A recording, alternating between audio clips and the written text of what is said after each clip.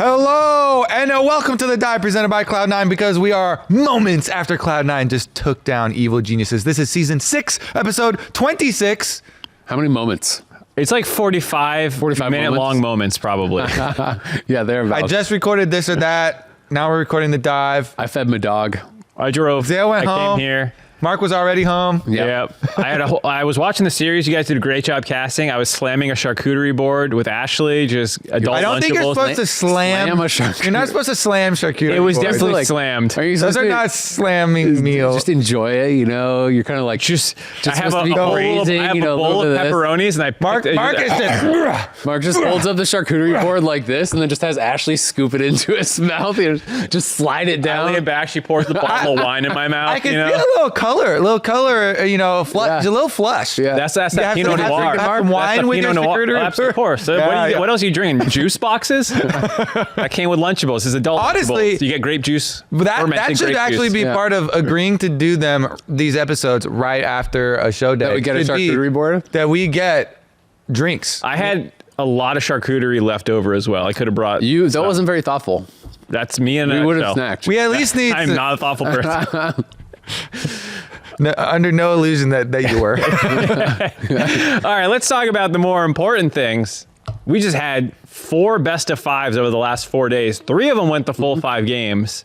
We had, this one was the shortest with a 3-1, in Cloud9's favor. But it was a banger weekend. Thank you, Cloud9. Yeah, it was really, really exciting. Actually, didn't know, because the other one I cast, I thought, did it go 5 games? CLG, Golden Guardians went 5. TSM, Team FlyQuest Liquid went 5. FlyQuest is the only other one that did not. I guess the other ones this week all did go 5. Yeah, pretty crazy. Today, I mean, let's just start with today, because we're fresh off that. Yeah, and I'm gonna be honest. I said this before, but like coming right out of the games, all I can think about is the games I just watched. Right, so the other series are a bit of a blur. It was a big shock for me. This is the biggest surprise by far of playoffs so far. I know there have been like some little upsets, or maybe the records weren't exactly what people thought they would be. You know, like Golden Guardians was more competitive than people thought, and so on. But EG losing, and especially the way in which they lost, was surprising. EG did play down a little bit from what I thought they would, the level that they would play at, but it was exciting for me because it didn't just feel like EG came out and was hot garbage and Cloud9 happened to win. It came out and Cloud9 was amazing. Like Cloud9 played the best league they played all year. They played at a much higher level than I think they have in a long time. They did it with like, you know, cool different drafts, different styles. Fudge was going off with these counter picks. Like, it just made me legitimately really excited to see what this team is going to do next. And the only reason why I kind of thought that it actually was going to go this way was because of the Cloud9 scream rumors that we were hearing, but also Fudge in his interview with Travis. Everyone was like, it's Fudge memeing. You know, he's being sarcastic. He's memeing. But I talked to him also, and he was like, no, seriously, we are good now. We are like, stop living in the past, which is literally future now, old man. It's literally just this week. Like talking to Blaze Olive today. Also, he was like, well, we screamed Cloud9 and they were not blasting us. And that was only another week ago. So this must be a very short time frame that they've had this acceleration, but it's real. You know, we have the proof now. We can actually rely on those sources. And it was really nice to see, because Cloud9 we've had this story since the very beginning, since we made our predictions for the rankings of the LCS teams at the end of the year. We're all like, okay, so, you know, Cloud9, we're probably going to rank them, you know, a little bit below because they're going to come in really cold, have these fresh lane swaps and coming off vacation and everything, but they're going to ramp up. And we never got this like, boom, they're really ramping up until right now. It was like even the series over CLG wasn't like, oh, they're peaking now. It was literally today. It was like a quantum leap where you're at this energy level and suddenly you're up here and you're like, I don't know how you made that jump, because it wasn't like you said a ramp. I had lost at the start of the split. I think all of us said that they would make Worlds. I think all of us were bought in with this roster's potential. I think all of us did have that. I lost faith around week 6, 7. We did like another like, who do you think's going to make it? And I think I put 100 Thieves TL EG. So it was a surprise to me to see them do this well. There were the scrim rumors. I heard them. I respected them. I still said EG on the graphic, I'm pretty sure. I didn't respect them. Yeah, you didn't respect Scrim the rumors rumors. are scrim rumors. Sometimes they mean something, sometimes not. Yeah, so I mean, either way, the way they did it too was really cool because this is such a bot lane centric meta. It feels like everything is about the bot lane. Even the mix-ups that come in, like Seraphine drafts, are about the bot lane. And I think Fudge did a really good job of doing what he could to make it not be about the bot lane. It was still a lot about Berserker and Danny, but he slammed topside against Impact in a number of carry matchups that you just don't see that much. And even in the 100 Thieves Team Liquid series, top lane was very impactful as well. Ssumday was such a huge problem with the Aatrox, had no answers. Revenge was losing his mind over here on the analyst desk, just constantly talking about, the mistakes that are happening up here and what's, why aren't the counter picks actually coming out? And so even when you see the damage graphs after all these team fights, yeah. And it's just like 80 carry, 8,000 damage. Exactly. It's like Jack and the Beanstalk AD carry graph, and then everybody else is in the dirt. Withered away. These little sprouts down there or something. The dirt from which the AD carry grows. Exactly. Everyone knows is that fertilizer for the AD carries for the team fights. They still have been really impactful in all these other different roles, which is pretty cool to see. I actually like where it's at right now with so much action and so many team fights. And it all came out today though. It was really cool from Cloud9 to see so many different things where through the progression of playoffs they had the support Ash pick and like cool, Cloud9 getting back to their roots with some of these more interesting picks and unexpected things. And then today, he brings back the Zillion after we saw from Bjergsen yesterday, and Jensen also has this tremendous win rate on the champion. Even though it's behind Blabber's Olaf, Berserker's the real carry. Yeah. And it's just really cool to see all these different variations. I mean, it was awesome, right? And I think it's in a weird way, it's kind of cool for Cloud9 that Blabber's Olaf did literally nothing that whole game and they still won. Because it's like he farmed. He farmed. We know that Blabber can absolutely monster some games, right? Yeah. So it's like, it's still that threat that's in the back of your mind, and maybe they get to show it again, because I do think that there's, in a lot of games, Blabber's going to get Olaf with Zillion, and he's going to have 8 kills, and that's going to be the whole game, right? And it didn't have to be about him running over the game, because Berserker was playing so well. And it's like, sure, yeah, Lulu and Yuumi were banned out, but guess what? You can get speed ups from mid lane too, right? Zillion kind of made this area go wild. So I thought it was a really, really fun series. It was super exciting, and I'm with you in like what you were talking about earlier, Mark, where it's just at the start of a split when we did our power rankings. Like I know I said Cloud9 I thought had the potential to be a championship winning roster if everyone hits their high highs, but there's so many ifs, and I was pretty out of there like around week 7, week 8, whatever. It's like, okay, you're not really like making that much progress. You're good, but you're not in that championship form. Exactly. Like they just hadn't made enough progress for me to actually want to believe in them. And coming into today, I definitely had them counted out. So I just think it's so cool that they were able to like hit that mark and show all the Cloud9 fans, I think, what they were hoping this roster would be. The flip side of this, of course, is the EG side. And I don't think that they were like completely a flop. But I would say that Inspired was the furthest player from his form in the series. He's like this MVP candidate that everyone thinks is a shoo-in. I'd probably say I would package him and JoJo too. Yeah, I thought JoJo got abused by the 2v2s more, but he was still playing lanes well, where Inspired was kind of invisible for a bunch of the games, and then when you noticed him, usually it was mistakes. Yeah. Like the last game, the smites, and the last game, losing the blind axe and then the tunneling on the scuttle crab. I know he did it for healing, but probably had to hold it. Yeah, it's misprioritization for sure. Even the Hecarim game, there's one moment which was really the game-ending fight where Vulcan pops ulti, and I don't know whose communication fault this was, but Vulcan pops his ulti and he's on Hecarim and he starts backing up. So the ulti stops hitting them, and then he pops his ghost to try to get back in position, but it was too late. And then a fight breaks out where they get wiped and the game's over, right? And it was like, that's a small part of the fight, but he was definitely not on. Blabber kind of ran him in a couple of those games. There was I think it was the Blabber Wukong game where he like had him just downloaded completely, and he ranked him a couple times in a row, and it just like ended the game. He did have, I want to say game 3 was the one that they won. The one he won, right? Yeah. He played well that game. And JoJo, I'm kind of more in your camp. I felt like JoJo was actually doing very well in the 1v1s against Jensen. I don't know if that's actually true for every game. I definitely have the Lysandre game in my head where he got first blooded and was still up like a lot of farm, then got killed again on a gank and was still up farm. Like it felt like he was doing well in the 1v1s. He was being abused in the 2v2. You can definitely put blame on him for that though. You can say like, hey, you know, you should know when the jungler's around. You should play more respectfully to it. So you can definitely get blamed for it. But I felt like the biggest difference was team play around mid.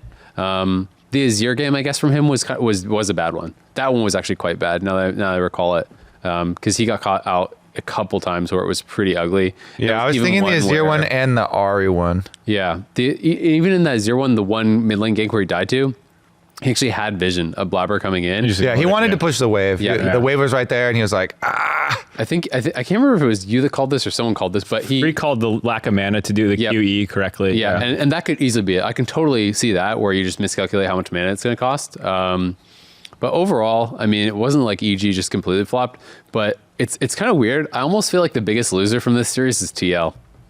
If you're TL and you're in the lower bracket, how pissed are you that you have to probably play EG now to even have a chance to make Worlds? Like that, like, yes, there's other teams down there, I know. But like that is going to be who most people are going to be assuming it'll be between TL or EG. CLG's down there, TSM's down there. I guess we can't count that amount with how crazy playoffs has been, but damn, it's like you can't count on EG to have another off series.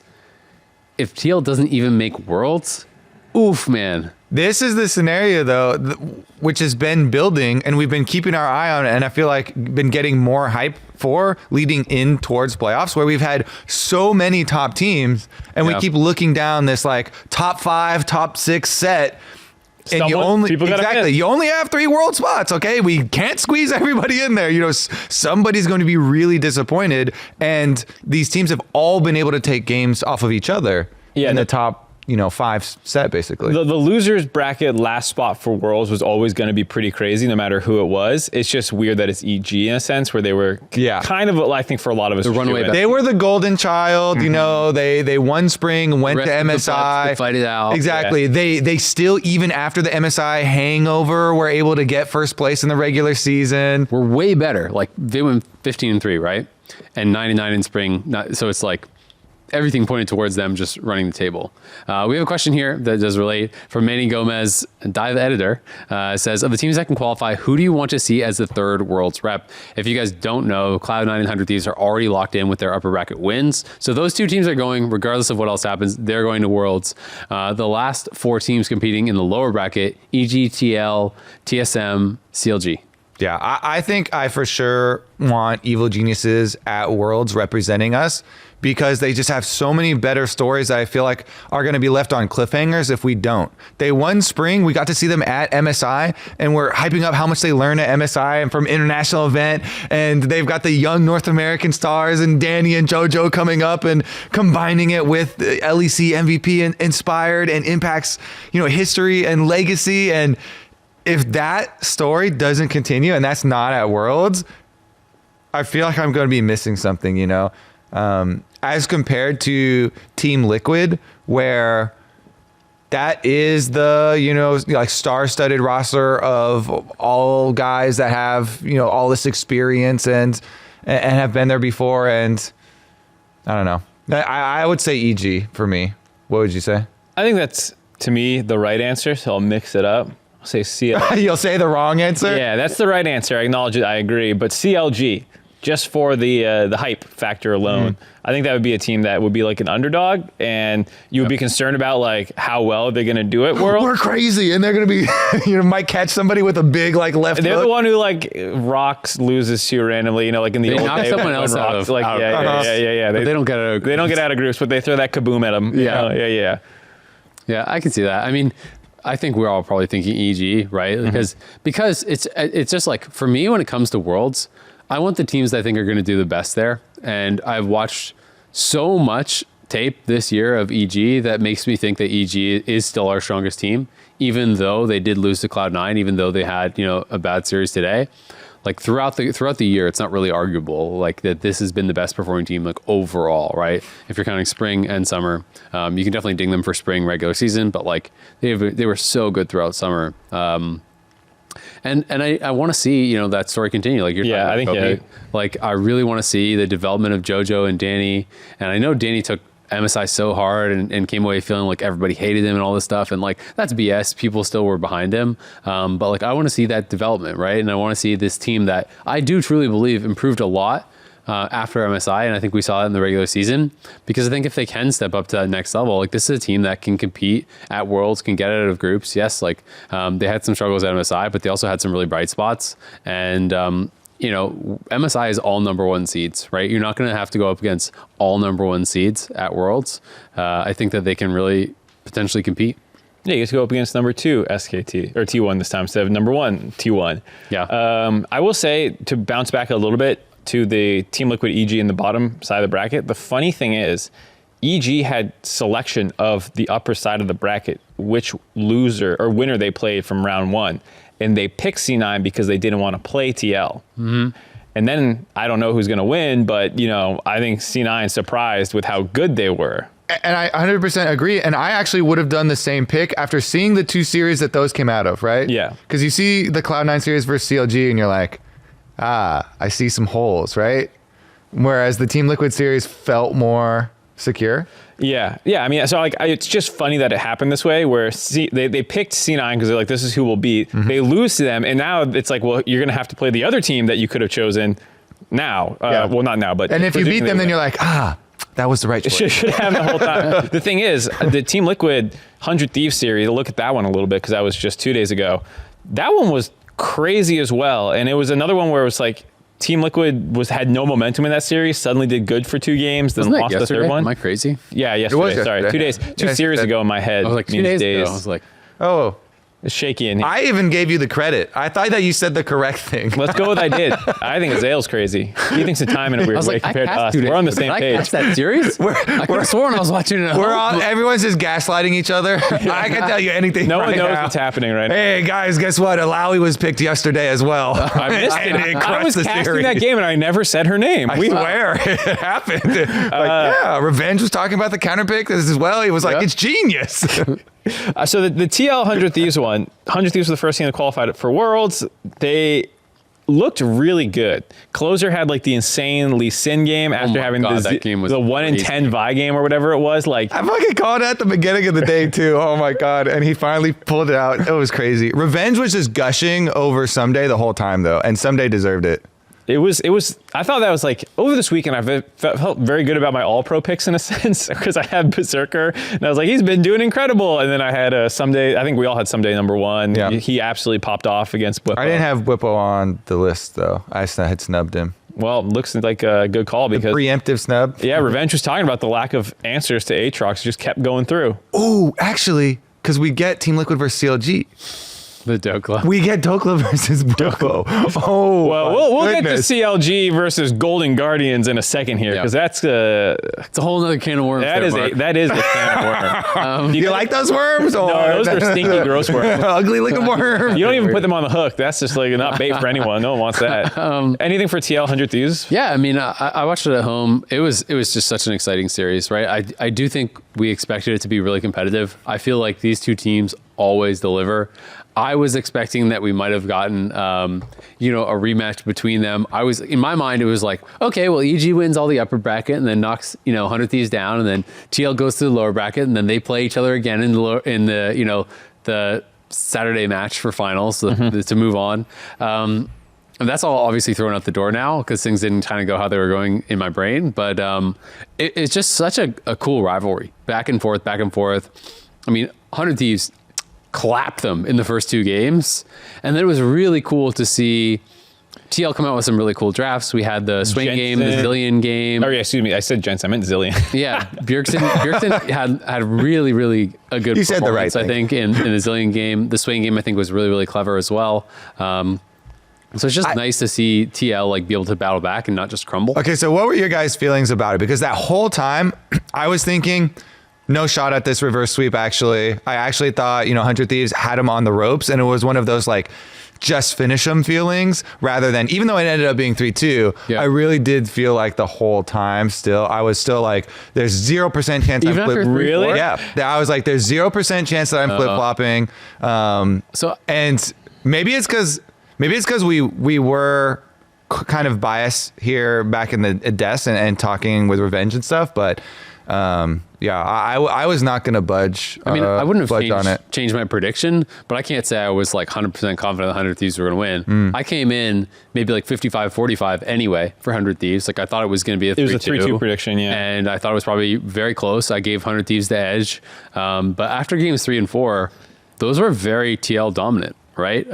Especially game 4, if I'm recalling correctly, went really bad for that was the Vi one. Vi when you're behind is just like you're dying 10 times and you're gonna look bad. Part of the reason why I was still secure is because I was like, yeah, that's a terrible Vi pick. Yeah. As soon as I saw it pop up as first pick, I was like, this is ridiculous. We've been talking about this for weeks, and Team Liquid is the team to counterpick it the hardest. Yeah. Bjergsen is very happy to play this lane. They play these AoE like mumbo jumbo ball comps of healing and frontline. Mumbo jumbo ball. It doesn't even matter what's in there. It's a mumbo jumbo. It's a Seraphine. It's a Swain. It's exactly a whatever. Boom. Some skill shots come flying out of it, but it's pretty. It's not good to engage into. Yeah. Is the whole point. You don't want to go into the mumbo jumbo. You don't want to engage into mumbo jumbo, and this has been the number one reason why I've been emphasizing the stop blind picking this champ. It's good to counter pick Zeri or other AD carry that you want to hold down like that,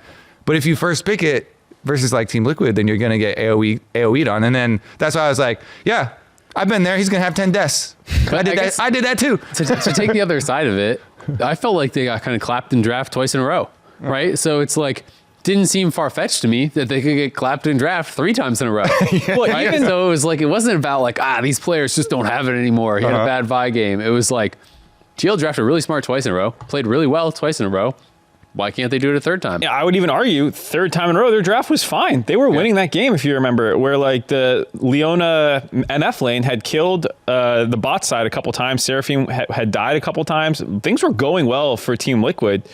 The closer just decided he's going to win team fights now with a couple insects. You can talk about Hansama not flashing them, not giving him... Core JJ not walking next to your AD carry when you have a Lee Sin Q on you. Bjerg saw it and he was like, I'm out of here. He flashed the wall. Hansama... Hans walks up, yeah. So like there were a lot of misplays for sure, but like that team comp for Team Liquid, when it got ahead, should be kind of...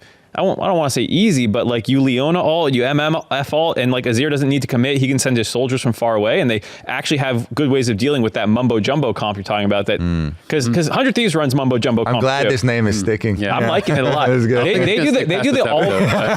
But it's gonna stick. They do the all melee top side. sticky. They do the all melee mumbo jumbo on the top side of the map. You go Seraphine Senna to like shoot things through. Your Qs go through them. Your ults go through them and whatnot. Yeah, you can bounce shit off their heads. I feel like TL actually won 4 to 5 drafts. I thought their game 1 draft, I saw that and I was like, oh my God, 100 Thieves got clapped. Like this game's over. And then TL actually ended up losing. I thought that their draft was really, really good. It was so Aatrox, Vi, Ahri, Kalista, and they got Poppy against this. It's like all dive team. They have Renata, Zeri, Poppy, Urgot, and Silas. I thought they had such good counter dive that 100 Thieves was going to be running at them, getting absolutely just trounced, but they got so far ahead that none of it really mattered. Like the early minutes were actually pretty good, but I think that's where I know, like, I wasn't part of the conversations with Revenge off air, but on air he was criticizing them, and I really agreed with him. I thought the top half of the map for TL in game 1 was like really bad. They didn't do anything when the Renata Zeri went like even against this Kalista on bot side. I didn't think they really accomplished anything with their counters. They had answer. I believe they picked later than their opponents for all lanes. So it was like they got full information for all of this, and then just didn't really perform. But I thought TL's drafts were actually really good. I saw some people flaming them online just because I think they're maybe like a little bit different or whatever. But I thought their drafts were good. Game 1 for sure, they just didn't perform, and I can see why. Revenge was kind of like criticizing Buppo some for not having answers to like what it's like a standard meta pick, or at least his answer's not working, right? You can kind of like take either side of the coin. And it was just interesting to me because today, one of the ones he was hammering on was like the Fiora into it. Yeah. And then boom, we see Fudge just like demolish this Aatrox with it. And so you kind of get a picture of what could have been. I feel like Buppo's never been a Fiora guy. Exactly. And that was his point. He was like, I just don't think he has I don't think he has them. His main two were Fiora and Renekton, and then we saw the Renekton at the very end. You could tell it was a reluctant Renekton. It was not an enthusiastic Renekton. Yeah. It was kind of last stitch, game 5 type of scenario. So and there were some mechanical mistakes like wasting rage before getting onto his target, for empowered Ws and stuff like that. So, yeah. 0 Fiora games played. Does have 17 Renekton, so it is one of his most played, but not an amazing win rate on it compared to his other champs, 52.3 or 52.9%. Most of his high up champions there, like his top 3 are GP, Ornn, and Aatrox, and all have like 65, 66, type percent win rate. So obviously performs better on average on those. But I think they look good enough to make a lower bracket run. I wouldn't count Team Liquid out yet. Over EG? I think potentially. I mean, if EG... That's why it's exciting. Yeah. If EG plays like this against Team Liquid, I think Team Liquid could win. I don't not that EG played completely terrible, but like that wasn't the MVP guy that I believed in. There's a lot of those ways where I think that they can outperform them. Danny looked good, but got outplayed. He didn't look bad, but Berserker looked like a stud. He got out-zeried he got out-zeried. I feel like it's like a hard thing to talk about. I know you're laughing at, but you're like, I always love because you do it a lot where you talk in questions of like several. I'm trying to work through how you talk about how you played fine, but the other guy looked like a monster. He's on Zeri, and Zeri's BS. I mean, you can't criticize Berserker for playing Zeri. It's one of those things where he played as well as you could possibly play. I thought he had a monster series. I think I actually voted for him for player of the series. Fudge was incredible too. There was a lot of people who played really, really well in C9, so it was hard.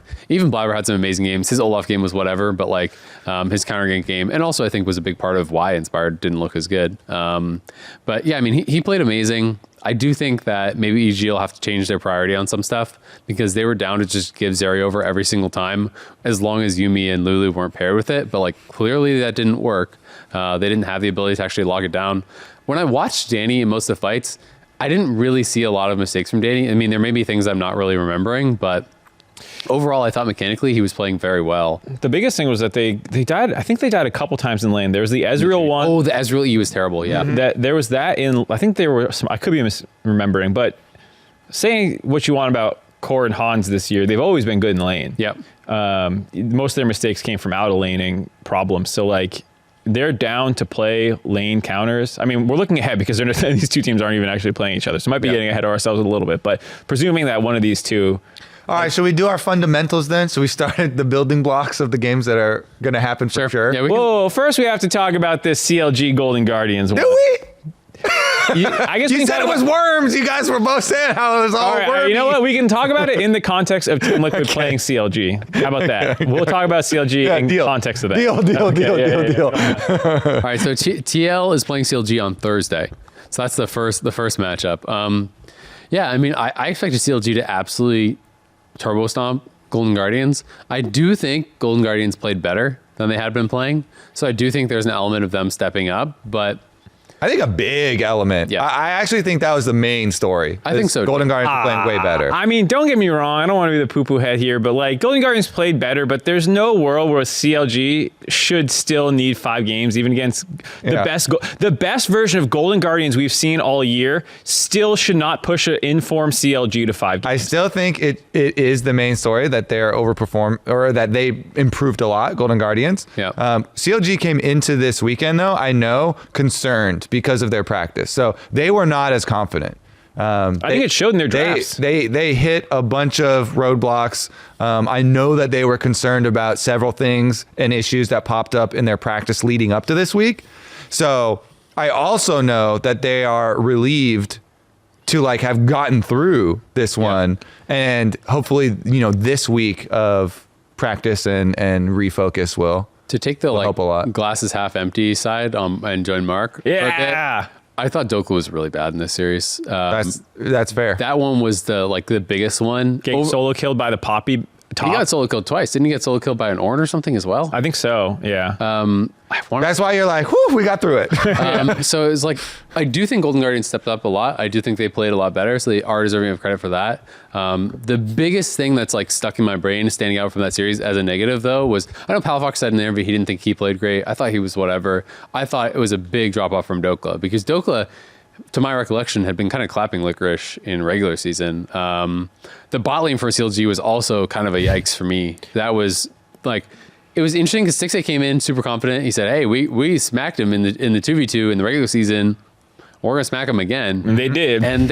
And that was rough. Because that was like not even like a back and forth battle. It felt like for almost all of the games, it felt like Golden Guardian's bot lane was kind of clapping CLG's bot lane. So definitely big concerns for top lane and bot like lane. I say, they came into this week and they were concerned because with themselves with that week of practice. And that's to me because they lost to C9 a week ago, and it was a full 5-game series, and that looked really competitive. They looked like they were playing really well. Good loss. Yeah, C9, good loss, but like C9, you can see the track, even though we talked about like a quantum leap from the 2 weeks. Yeah. Cloud9 at least like looked like, oh, they were here, and then they got here.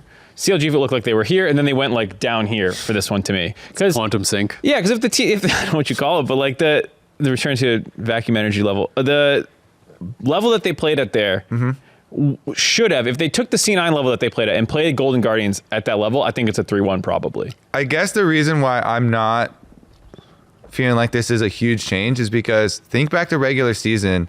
At what point did you feel like this team was stable? And you were like, oh yeah, I for sure know the level of CLG. Yep. I feel like that has never been the case. They have always been able to swing high and hard. Well, the thing about them though was that they had never dropped a game to teams not in playoffs. I'm pretty sure in the regular season. I have to look back. It might have been 8 one. teams go to playoffs. So well, it was all the teams below them in playoffs. I don't think that they dropped a game to. I think that Did they split with C9? C9 was because they did end up above them, I guess. But yeah, so C9. But I think 6 down. I think you were right. I feel like that's correct. Yeah, any team that wasn't in the upper bracket, they had a 2-0 over. So to then go 5 games against Golden Guardians felt weird to me because I was like, yeah, they're a little erratic, but like they usually get it done against the teams that they're better than. And so to be struggling this hard, like borderline could have lost that series. Not just it went 5 games, but like.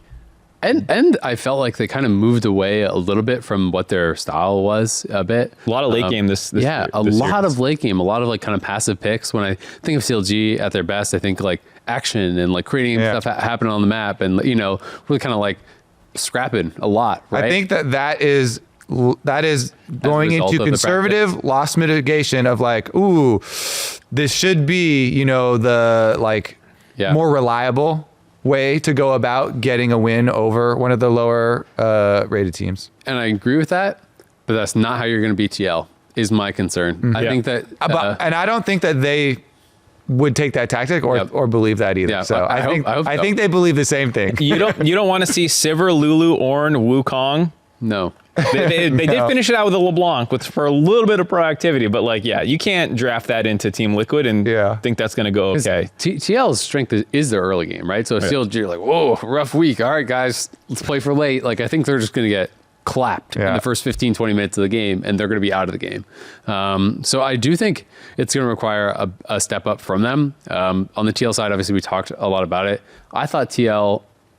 I mean, they had some ups and downs for sure. I mean, the first 2 games they got crushed, so those games are obviously going to look worse. But like series wide, I thought TL looked pretty strong. They show that they have some cool answers. They show that they still have some pocket picks. You know, like Boset and Bjergsen Zillion, and like I actually kind of consider the Swain a little bit of a Bjergsen pocket pick as well now too. Seraphine Nautilus as well is kind of their thing. Yeah, so I think they have some cool answers, and we know that they are willing to kind of like, you know, flex around a little bit and look for some spicy picks. So I think it's a really scary matchup for CLG. And I think for sure... I think they're for sure underdogs. Yeah. Big underdogs. I think if Dokla plays like he played against Golden Guardians, they get 3-0'd. Like, I think Bwipo will run over you if you play like that. So I do think that it's going to require them to play to like a much higher level, to how they played against C9, how they played largely through the regular season. Because then I think that they have an opportunity to actually like, take over some of these games and be really scrappy. But the bot lane's a huge concern for me too. Like Stixxay played great in that series, but Core and Hans are a better 2v2 than the Golden Guardians 2v2, right? And it's like CLG's bot lane was getting clapped. But they did good versus C9. Luger and Poom had a good series just the week before against C9. They also, the last time these two teams played, TL and CLG won. Palafox had that Azir game, And that's like when a lot of the hype started. When you're asking about like when do people start believing in CLG, I think that was a big moment for them in the season. Yep. And like Palafox, when he's in form, his Akali games, that game, a lot of like Yone sometimes. Some of his Yone, yeah, like I can see a world where they do beat Team Liquid. It's just like, Is it this world? I don't know if it's this one coming after that Golden Guardian series. I'm very curious about the draft because if Team Liquid try and do stuff like having Bjergsen on like melee mid laners like Sylas and stuff, he's not looked nearly as good on these types of champions. I think that is actually Palafox's realm. Yeah. And so if the meta goes that way and they're both picking champs like that, I think Palafox is actually better. You know, Akali, Sylas, Yone, those types of things. Yep. Yeah, I can totally see that. It's a tough one though, because it's hard to not put a lot into what you've seen most recently, right? And TL, their loss was, you know, like their series looked so much better than CLG's series that it's like really a struggle for me to believe. I don't think anyone is going to argue that CLG should be favored in the series. Not favored, but I just mean even like, I don't know, prediction wise, right? Like I'm finding it hard to. You don't even want to give him a game. You don't even have him a handout, huh? You're gonna 3-0 him. You're gonna give him a 3-0. I think it's a 3-1. But I think I feel pretty confident that TL will have this. But if CLG plays like they had been previously, I think it could be really competitive. And then it kind of depends on like what TL is actually coming out. I don't think TL should play these kind of like late game drafts because even though I said I thought TL won the game 1 draft against 100 Thieves, it doesn't really feel like their style to go for all this kind of like late game scaling stuff. I do think they need picks that can kind of enable them to do things early because that's generally where they have their most success, and they kind of feel like they're not very good at setting up objectives. They're not very good at kind of playing mid and late game. They seem to make mistakes in team fights, even just individually. Like some of the players that are really, really good seem to make those mistakes. And I think that's why they kind of have to play from an advantage, right? So I want to see them kind of really go aggressive early. TL 3-0. 3-0. I won't even give him a game. A maximum doubting for highest chance of upset is This my is also strategy. our bet. One of us will have to take a cold bath. We still might both. Yeah, if they both don't make it. This actually doesn't determine, you EG know. dropping to lower This determines who is the first of us to lose. Yeah. I've also realized I got absolutely schmazzed for this bet because Kobe chooses to take ice cold showers. This is something he likes to do. But he also took worse like odds in reality. He denied reality to say it's a 50-50. But he's just down to do this just for fun. Yeah, see? I got totally scammed here. It's This is how you make bets. You arrange the terms so that no matter the outcome, you win. Yeah. I swear there's a really cool quote about knowing who you're making dealings with is more important than the deals themselves sometimes. Yeah, I'm sure. Don't make a deal with the devil kind of. I got scammed. So I was thinking of Take an ice bath. the Rhythm of War. The Rhythm of War, Brandon Sanderson's book, where he's making the deal with the god and giving terms to Odium. Oh, yeah. And with spoilers! Yeah. That was a sick chapter, though. And he's like giving terms to him, and you're like, see, the key here is that I actually want colder water to try and take ice baths. I've actually stopped taking the cold showers in the morning because the water doesn't get cold enough. You can no longer feel. So maybe my tolerance is gone. Maybe I don't think so. Based on that, your shower could not get cold enough. Regardless, I think I'm on the other side where I need to take hot showers.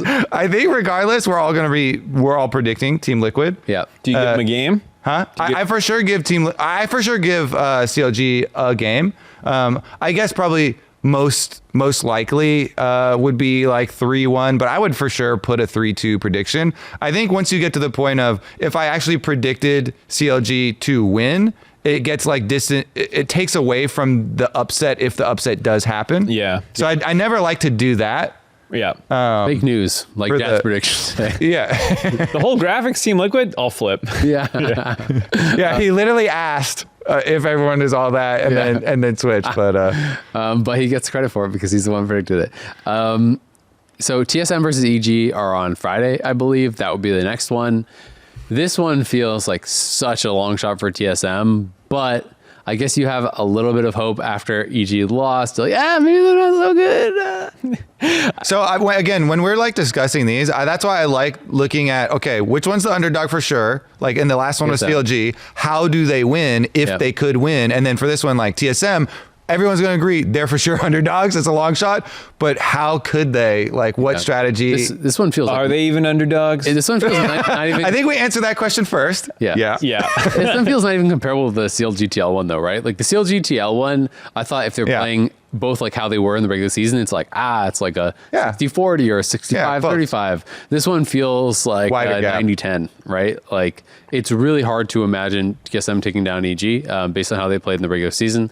As far as how they do it, I think how they do it has to be like monster speaker games. Tactical, I actually thought played quite well during their series.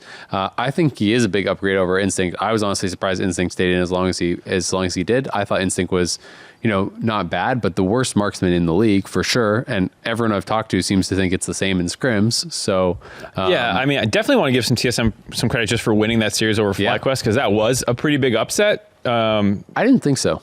Well, so you were always the FlyQuest hater, so fair enough for you not believing, but I think for most people in the community, including fans and stuff, it did feel like TSM, this whole split has kind of just been like throwing spaghetti at the wall and seeing what sticks, and it felt like they were more or less going to stick with this roster no matter what. Mm-hmm. They win the first game with Instinct, they lose the next game with Instinct, and you think like, well, they're just going to let it ride. They bring Tactical in, which was a surprise.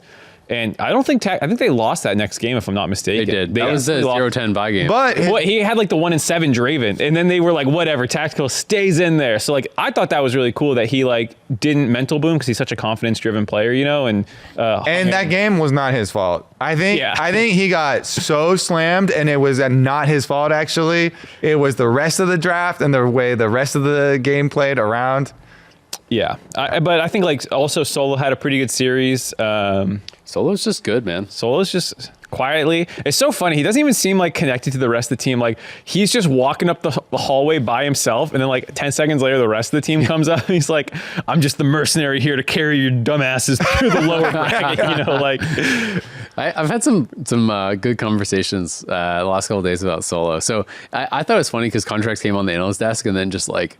It was like, oh yeah, toxic. He's so toxic, right? Solo's so toxic, and it was kind of like that's one of the worst kept secrets. Like everyone in the scene kind of knew that about him, and so people would always ask, like, oh, why is he not on teams? Like, well, because. But to play the other side now, I talked to a couple of different pros. I talked to someone the other day, and then Blaze Olive when he was here today, who had said that he's actually changed a lot. They think that while he is very opinionated and very direct, like maybe he's not giving the feedback in the like. Best possible way. It sounds like he's much more focused now on just the improvement and it seems like his heart is kind of more in the right place. So it sounds like he has made like a pretty big improvement with that. So I'll be interested to see like if he stays around because I just feel like this guy is so solid. He gets blind picked almost always.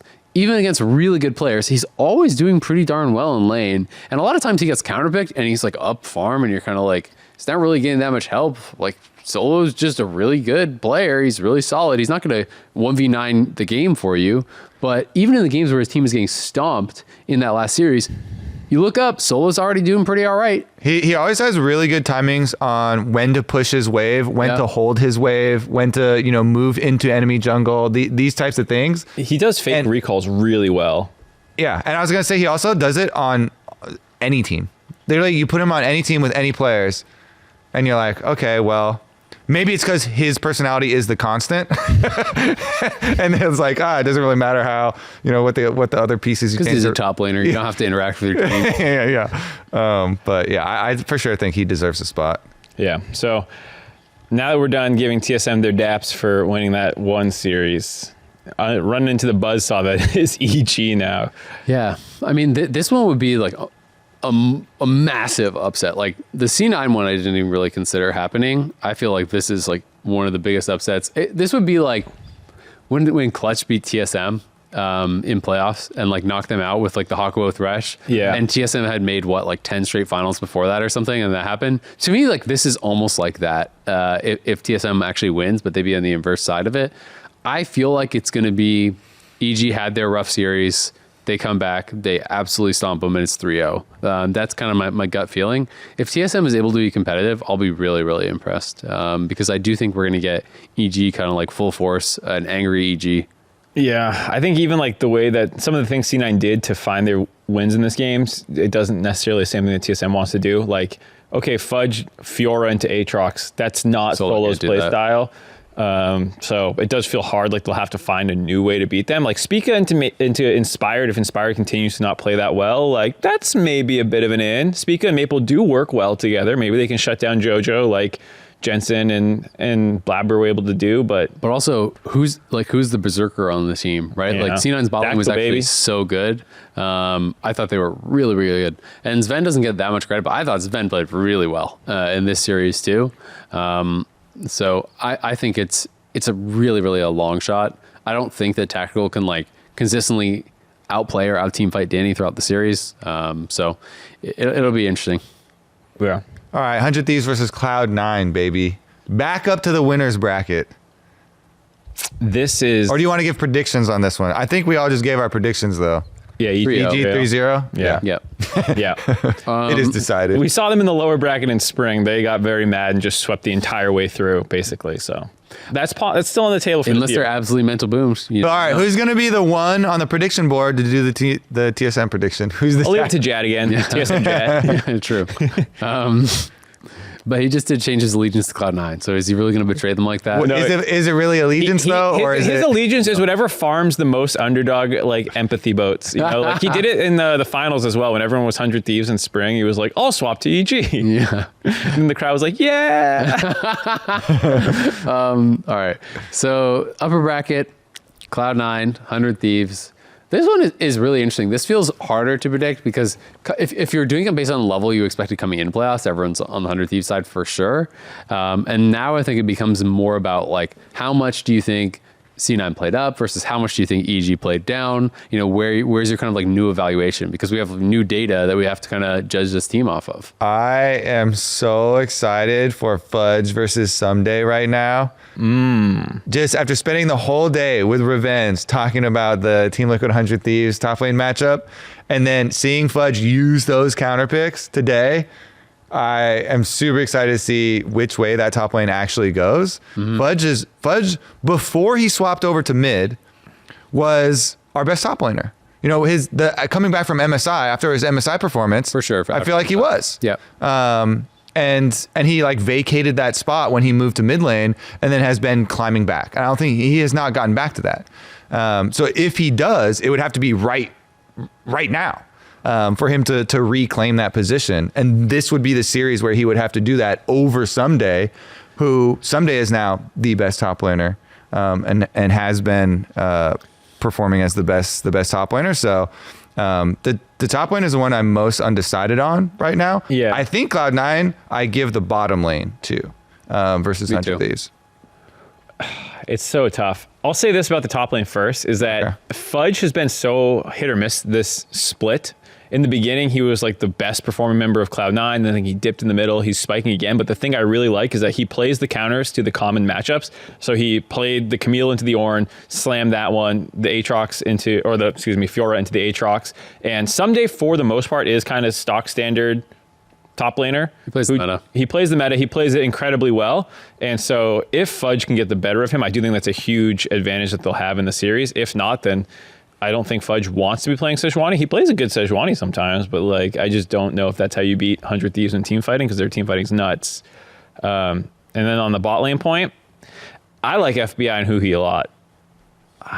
They have more versatility, I think, in their champion pools than the C9. More versatility than Kalista Ashe tower Yeah, they diving. play the Sarah Seraphine lanes. They'll play like Huhi will play like Set. I don't know what they're gonna do, dude. Berserker will play Neela. Who has not played set this whole year. I know. It's an old story point. Yeah. But I think that they still have a lot of playstyles that they go to. They tried the Lucian Nami. It didn't work that one game that they played it, but it was getting banned against them. And the Aphelios was getting banned against him. So FBI, I think, has a very good champion pool, and Huhi can support it however they want to, whether that's engagers or just enchanters. So I do think that there's like, if they are getting slammed by this like Zeri hyperscaling thing, I think that they're very comfortably like, all right, get me out of this. I'll go something else. You know, like I don't think they'll just like keep opting in and getting slammed 5 games in a row. Yeah. I think you change the champion, Berserker still does. I'm fully on the Berserker hype train. I also recognize I am biased because he plays Champions Queue all the time and FBI does not at all. So FBI's too busy pressing tab. And can't load into the game. Tab Z, Z, Tab Z. Yeah. It's interesting, yeah, because I mean, obviously the Zeri games are fresh in mind, but it was against CLG that he was spamming Sivir and looking crazy, right? Berserker's just an insane He's team just a really fighter. good team fighter. And the Zeri obviously wasn't even really that big of a problem in lane.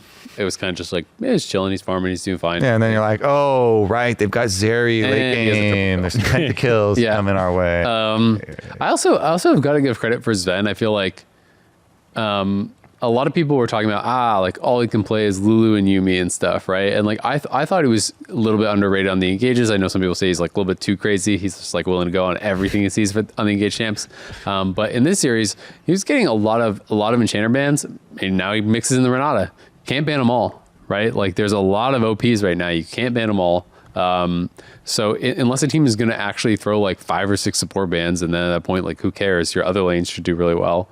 I don't really think that you can actually just like knock them off these picks completely. So it does become hard because it's like banning Yuumi and Lulu is supposed to be the same thing as banning Zeri, according to what like a lot of people were kind of thinking, right? It's clearly not. They're happy to just play it with Renata or Renata Zillion. So I do think it's hard to like, kind of approach how you want to attack that bot lane. I think that I still have to be kind of on the 100 Thieves side because I do think, I mean, Jensen was a monster in this series. I think Blabber played really well overall too. But looking at the split overall, I still think I have to be favoring Abadaga. I have to be favoring Closer.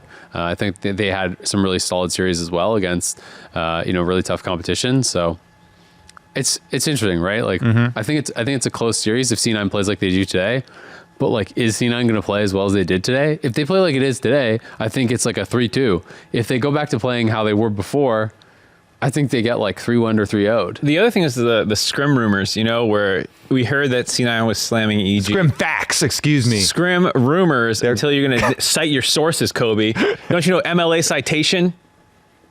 I forget how it works, to be honest. I don't remember how it works either. So wrote some papers way we don't know ago. it, actually. Yeah. The thing is, the other part to those rumors was it was only C9 slamming EG. Other people, like you said, who played C9 were like, yeah, are you sure? Because I played them and they were not that crazy. So there might just be something in that specific matchup that, C9 just have the edge on them somehow, but don't have that edge versus the field. It's funny though, because the scrim stuff is always so like left and right? It's like people are saying, C9 super clapped EG. Then I heard C9 was getting clapped by other people. And then I was getting told that like Abadaga, the reason he didn't get any like pro votes for all pro is that he's sprinting it in scrims and just getting clapped by everyone. So it's like, it's so funny, right? It's just like the results can be so different on stage. It was the same thing with Philip. People were saying Philip in scrims was terrible, but Philip on stage was solid, right? So I do think it's kind of funny seeing the differences between scrims and stage. Some players just don't take them as serious. Not saying that's a good thing, but like they just don't. Sometimes people are trying different things and and kind of like limit testing a little bit too much, and then they just start sprinting it. But yeah, it's definitely gonna be interesting. See, I don't think there's some crazy mystery with it, and the things that I saw from Cloud9 today are applicable to 100 Thieves as well. Like they can like we're saying, if they keep up their level, like today. If they keep up their level. It's not like this was only something that works against evil geniuses, right? Yep. You can replicate it. If you can replicate this, it will also work versus 100 Thieves. If Fudge can have these strong counter picks versus Ssumday also. Solo kill him every game. Yeah, exactly. If you can replicate that, that's still going to be good, hard-earned gold, baby. That's going to be map pressure. Jensen can bring out Zillion, supportive mid lanes as well to buff up either Blabber or Berserker, then you've got a backup. Why not both? Why not both? Yeah. And I would raise you the small chip of this clip that is my favorite 100 Thieves behind the scenes clip of all time. Oh, the Closer. It is Closer after their scrims versus Cloud9. I'm so sad that 100 Thieves don't make that behind the scenes show or anymore, that YouTube show. But it is Closer just literally running around the scrim room, freaking out, just shouting, "Blabber, Blabber!" Did you see? There's an old clip as well. It was like from 2 years ago when he was on Golden Guardians with Honster. There was like a big public game they were playing. Doublelift was streaming it, and Bjergsen says, give me Zilean. They lock in Zilean, and through Hanser's microphone, you hear Closer be like, no, we've lost. It's Bjergsen Zilean. He's so funny behind the scenes and that stuff. And then he got slammed in that third game by the Zilean. So everyone was linking that clip. It's so funny. Yeah, it's perfect. It's all lined up. The stories. I've seen the Blabber one a bunch of times. I've never seen that one. You'll have to send me that. Yeah, it was That's like a funny. clip from a Double stream. That's so really funny. funny. It's good. So on that point, I was actually doing some digging because in my head I was building this story about how like there's this triangle of junglers where like Santorin beats Blabber because he can absorb the just like insanity that is a Blabber on Olaf, but then he loses to Closer, who's like always finds the perfect opportunity to like exploit that. But then Blabber beats Closer because he's just insane and you can't pick the right time against Olaf. You're like, when's the right time? I'm ready, you know? So like I had this like little circle in my head. I was looking for win rates. They didn't quite back that up. Don't let that stop you. I don't think it will. Because I do think like the win Tell rate, the story. Yeah. the win rates also sometimes get skewed by just like who had the better team that year, you know? Yeah, and like yeah. Regular season, throw those out too. Yeah, there's like- the ones that don't fit your story, throw those out too. So the one that was there is that Closer does have a much better win rate over Santorin. Yeah. And then it's a lot closer against Blabber. I think it's one game in Closer's favor. But 100 Thieves has been better than Cloud9 in recent years, more or less. And then Blabber was like one game behind Santorin. So like if you really wanted to push that narrative, I think it's there a little bit. And I think there's some truth to it where like Blabber just kind of is a wrecking ball who runs in and either he wins the fight or he doesn't. And Closer feels like a big outplay guy, like the Lee Sin So it's plays, the 50-50 Viego. moments. Yeah. There's like specific moments where it's just like it takes over. Yeah. And it's just, I don't know, Blabber feels like he decides if that happens or I mean, what you're saying kind of makes sense in my head, but the reality is with stuff like this, you'd have to actually go back and check all the individual games because the win doesn't necessarily mean you got the better of your opponent, right? You could have got slammed and then got carried. Exactly. Yeah. It's also kind of like the champion win rates. I always find interesting, and I use them myself, right? But like for some players, there's some champions that it's like, well, you've only ever played on a top team, like you've only ever played on TL, so you just like by default have, you know, a 65-70% win rate on like everything. Yeah. Right? So it's like some of these people have these incredible win rates on champions that I'm like, are you good at a champion? Or are you just kind of like on a team that's really good and wins all their games? But no, I mean, I'm really excited for this one. I would say I still have to go on the 100 Thieves side because I do think I think they can match the level that C9 put out to get today, and it's more consistent, right? Like you have to believe that on the average day, you know, 100 Thieves is still going to perform at a high level. We don't necessarily know from Cloud9 because they did put out an incredible performance today. If they do that against 100 Thieves, they're really going to push them, maybe even win. But I'm just not like certain based off one series that Cloud9 is now this forever. So I still have to go on 100 Thieves. I'm sold. I bought in. They're in finals? I've seen it. I believe it. I saw it. Great. It looks beautiful to me. Fudge counter picks. Jensen, bring out the Zilean. Yep, love it. Berserker gonna pop off. So I bought in. You're on the C9 side? I'm 3-2. I really think this is going to be insanely. Yeah. You know, I can see it going either way. I'm 3-2, 100. And I think the majority are going to go 100 Thieves. Yeah. But I'm bought in. I'm on the hype train now. I'm 3-200 with the reserve the right to flop for broadcast still. I think the top lane is the biggest one for me about where it's going to go because Ssumday is not an Impact, no shot at Impact, but he's been slammed sometimes this year by counter Like picks. a couple games ever, to be honest. He had a couple bad Gwen games. I think that's it, the whole split. He had a Gangplank game where he was like 6 deaths or something. What was like the one that EG won and he was just trolling? He had like a Gangplank game. He literally had 6 or 7 deaths and then they won. Yeah, was that the one where EG? I think it was a Gangplank game then. Because there was obviously the game versus Team Liquid where they got slammed. And then He got dove like 4 times. He just kept building full damage, full crit, and then they won. And if I remember correctly, the game went really late and he was still useless as the GP getting slammed. So he won I a 1-8 Gwen game.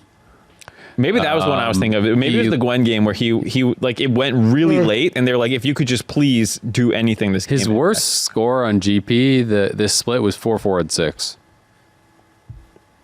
He has 6-5 and 4-1, maybe that, but like he didn't really get split then. I don't know. I don't think it could have been like the 6-5 game. He started out with 5 straight deaths. I don't know. I mean, he was still my third team All Pro, so Yeah, I'm not yeah. saying he was terrible this split or anything, but I think Ssumday's been incredible. Yeah. I think there's Ssumday is better. Ssumday is significantly better. And so while he does have these counter picks for Fudge, is it going to be the same story as it was against Impact here? That's where I think the series rests for me, because I think mid, bot, jungle will just go back and forth depending on the draft. And I think this is going to be a closer series. That's why it's 3-2. Yeah, 3-2 for that reason. And I think I'm going 100 Thieves just because I think Ssumday is better enough over Impact that sometimes you'll get that Fiora counter pick and like Closer will get up there and he'll camp your lane and goodbye Fiora, you're useless now. Yep, absolutely. It's going to be a really, really exciting weekend. Also on Sunday, we'll have the winner of the Thursday match and the Friday match. So that one's going to be really exciting too. We're not going to preview that because we don't know who's playing. But theoretically... And we all said EG making it though. We did say could EG be making TLEG. Chicago. Could be TLEG. So that would be pretty exciting as well. So really, really good matchups we have this weekend. That'll wrap it up for us for now. And remember, if you're watching this episode on YouTube, hit that subscribe button so you don't miss an episode of The Dive. This is our last episode we're doing off of schedule. So next week, well, I guess, So a week after this, we'll be back to our regular time, a little bit more than the week after this, because this comes out on, I think, Tuesday morning. But next week is Chicago. Well, we're probably doing an episode before we go to Chicago then. I don't know, Mark. I'm just reading the script. But you can also check us out on Spotify, Apple Podcasts, and Anchor.fm. Remember to submit your questions to The Dive. Use the hashtag TheDiveLOL. One episode before Chicago, LOL. I was right. The producer confirmed it. LCS continues Thursday, 1 p.m. If you just broke that laptop, you're trolling. You slammed that. No, LCS fine. continues Thursday, 1 p.m. PST. You seriously won't want to miss it. We'll be there. Let's see you there too.